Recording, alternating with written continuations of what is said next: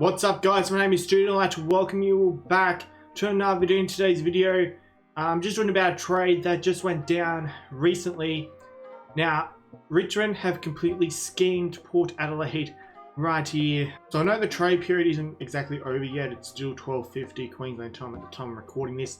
And it goes until like 7 o'clock or something like that. So it will be intense as it usually is towards the end. So here's the trade that we made. So we do lose Ivan Soldo, but what we get in return is just fantastic. So here's what the trade was. Port Adelaide received Ivan Soldo and pick number 50. We receive a second round pick, pick 41. We receive pick 49. We receive a future second round pick and a future fourth round pick. That's really good.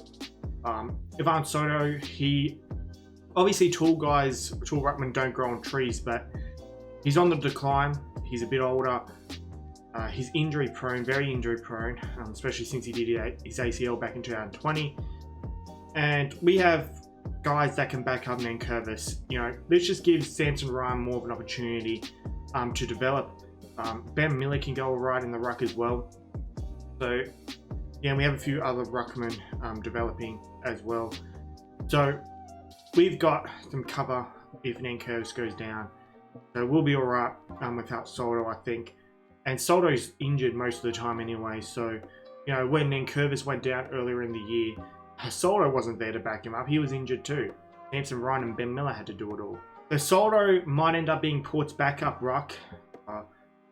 If Lycett is pretty injury prone too, so you'd think Soldo would be behind Lycett, you'd think. But who knows really. So we get pick 41 and a future second rounder for him and a future fourth rounder, and then we did a swap of picks where we get 49 and they get our 50.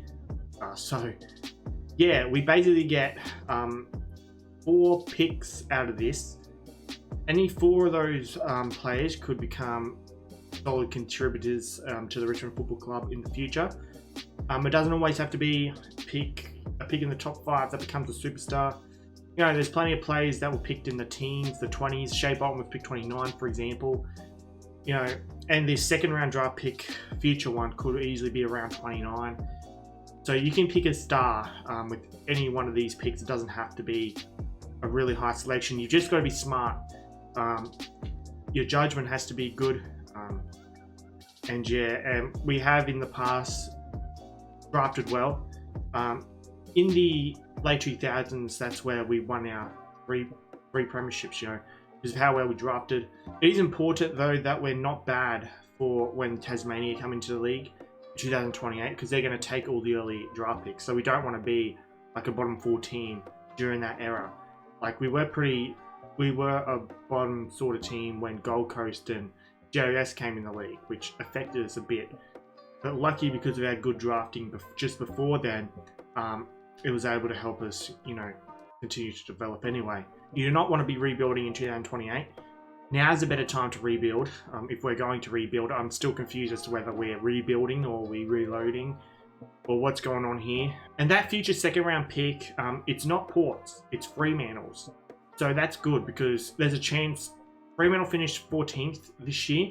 So if Fremantle have another off year, that could be a pretty decent draft pick as well. So yeah, they're not first rounders obviously, but they, at very least, at least 1 or 2 of these players that we end up drafting should end up being best 22 players, at least role players, you know. And role players are important to teams that want to win premierships. The more decent role players you have, the better your depth is. So I think we want to try and be good by 2028, that's for certain. And if it means to have a few lean years now, then I'm all good with that. We've won a few premierships, so I can put up with a few lean years, that's for sure. We did also trade away Bigoa Nyon, however you pronounce it. He only played 1 game for us at AFL level. He looked terrible in my opinion.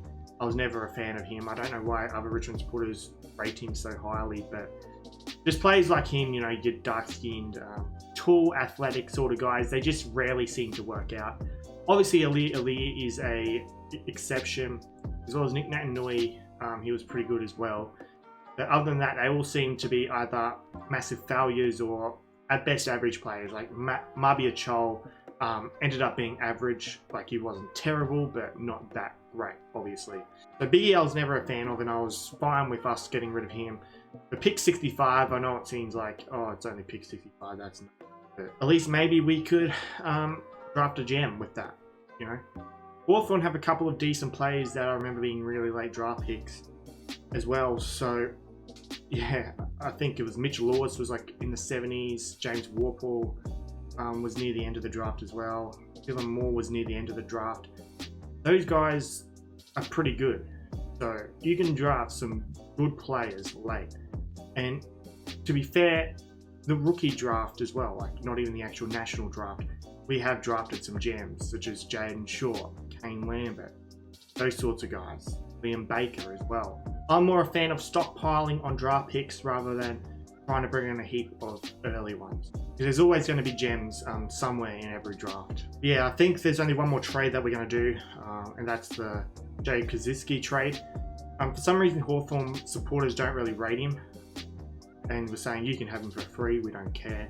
From what I saw, he seemed like he was alright, but he's 23, and he also has similar sort of stats as to what Jack Rewalt and Tom Lynch had at that stage in their careers as well. As long as we don't trade for him for any more than the third round pick, I'll be happy.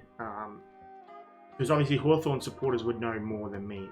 They watch him closer. But I think he does have potential to be good. Even if he's not a superstar, even if he's just a average, maybe slightly above average key forward. Key forwards don't grow on trees, so we really need a key forward. So I think we just get him.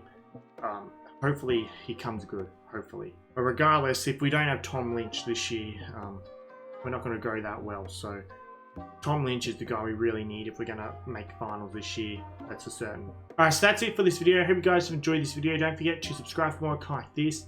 Be sure to click the thumbs up button and leave a like on this video. Also be sure to become a channel member. Just click the join button next to my name. Also be sure to join my Discord server. It is called Australian Sports Community. Link to that is in the description. Also be sure to subscribe to my second YouTube channel. It is called Stoody Archives. Link to that also be in the description. Also be sure to follow me on my other social media accounts. I have Instagram, I have Twitter, and I also have TikTok. The username for all of those is StoodyYT, and links to all of those will also be in the description. I hope you have a good day, and I'll see you all in the next video.